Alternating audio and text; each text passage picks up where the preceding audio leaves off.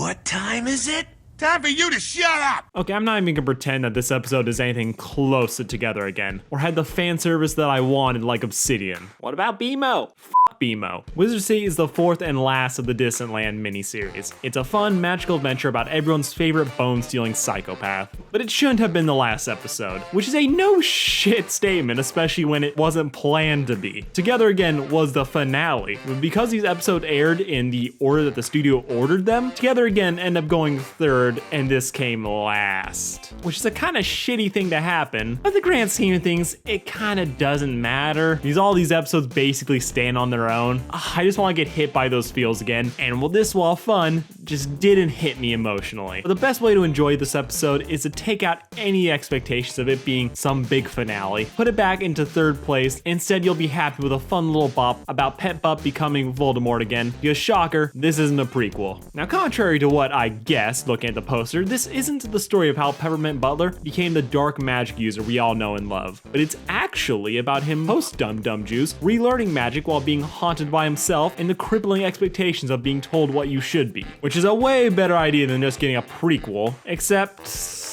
this is the weird thing, it kind of is, because it kind of turned into a prequel again because we saw Together Again and already know how PB will turn out. And I'm gonna get into that slightly bigger mid, barely even issue later, because honestly I thought the ending was setting up PB to go on to a different end, but as we've seen in TG, he ends up turning to the same person that we expected. On its own though, I like this episode a lot. Magic and Adventure Time has always been wild, with rules and structure, but can functionally do anything, from shooting rainbows to evil tadpoles and to even fucking ice Alzheimer's. The sky's the limit, and it allows the animators to be super creative, bringing the crazy in a way that only Adventure Time can. Taking ideas like, oh, let's have our students babysit an egg, to no, let's transmute it. On that idea alone, you'd expect some crazy stuff, but I don't think you expected a Seraphim hype man or a Cthulhu landmine. Adventure Time just thrives in this area, and I'm so happy to see more of it, with Wizard City and Bootleg Hogwarts being the perfect place to contain all this madness. And I've always loved Wizard City and the wizards in general, making me a pretty easy mark for this episode. It's a good thing that the setting's great, because I'm not the biggest Peppermint Butler guy. Now that might sound like sacrilege to some of you, but hear me out. Peppermint Butler went from your typical manservant to reveal that he's secretly one of the evilest dudes in the show outside of a penguin and a fry hoe. But as soon as you realize he's this dark wizard, the whiplash is gone.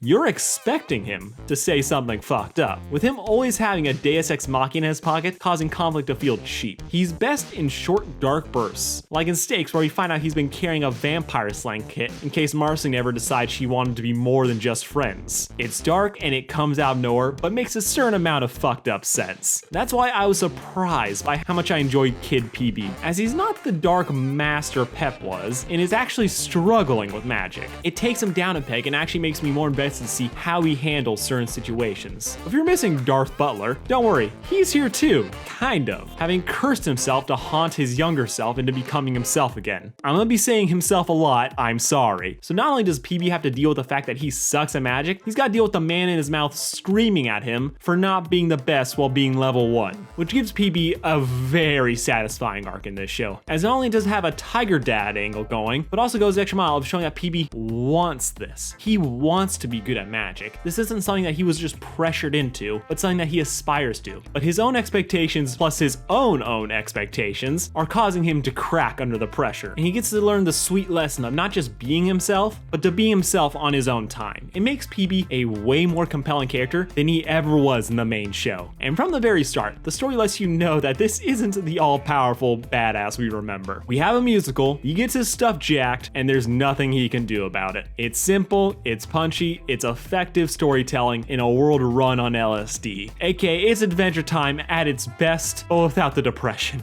Wizard City is filled with a lot of callbacks to earlier episodes and characters, like we even get that Toad from I think season 1 who tried to scam Finn and Jake into slave labor, who is now just a sketchy college professor who won't shut up about how he used to do dark magic, and is only here because he's a snitch. Did I throw Laser Wizard and Forest Wizard under the bus to buy my own freedom?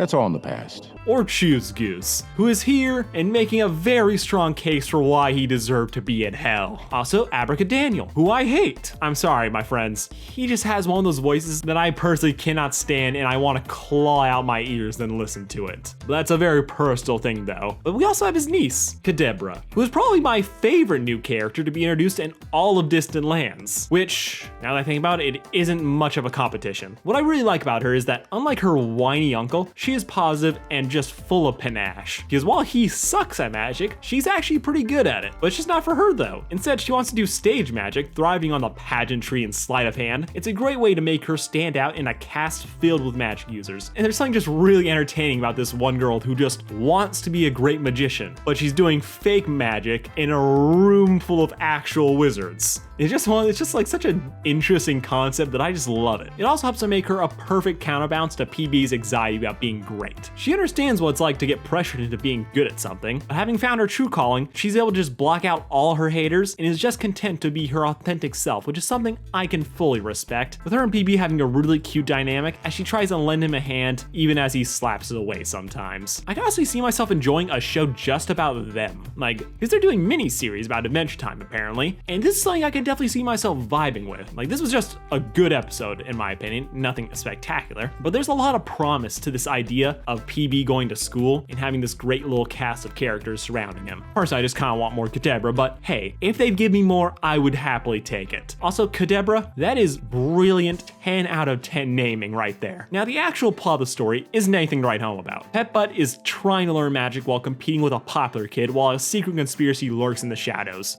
But it had me smiling from beginning to end, which is all it needs to do. I already have my fucking cry episode, the one I fucking love, and the one I'm not gonna watch. This episode just being entertaining is what I want. This episode just being entertaining is perfectly fine. Pillhead was a fun, cool kid antagonist, One-Eyed Girl was pleasantly obnoxious, and Rocky— your sad backstory.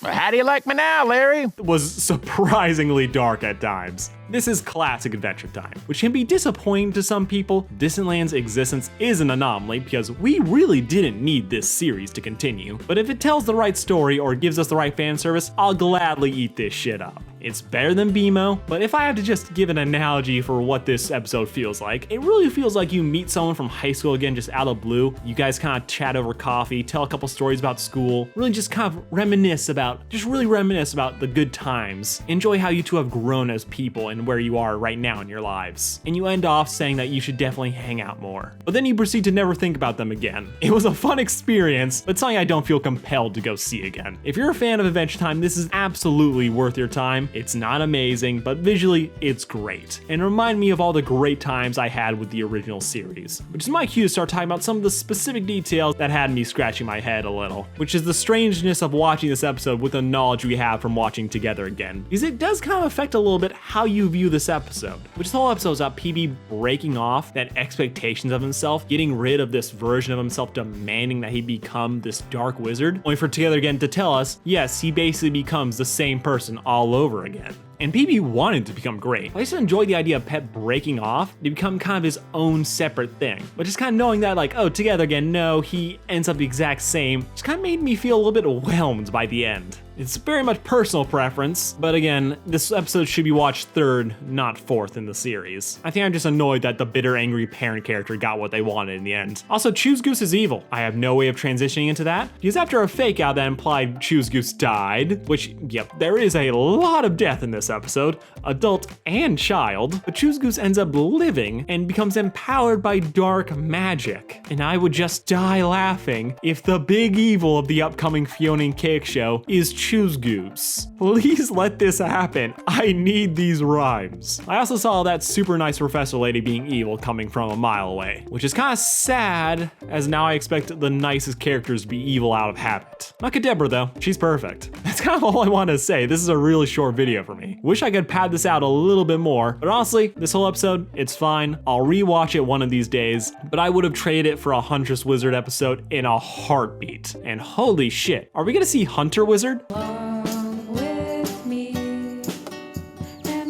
Thank you all for watching. Pretend to care by liking, hit that subscribe button to hear me mumble about all your favorite cartoon topics, and I could tell you to share the video, but it wouldn't help because the algorithm won't allow it. Thank you all for watching. I love you all. Peace out. Have a good one. And I actually saw the snail this episode.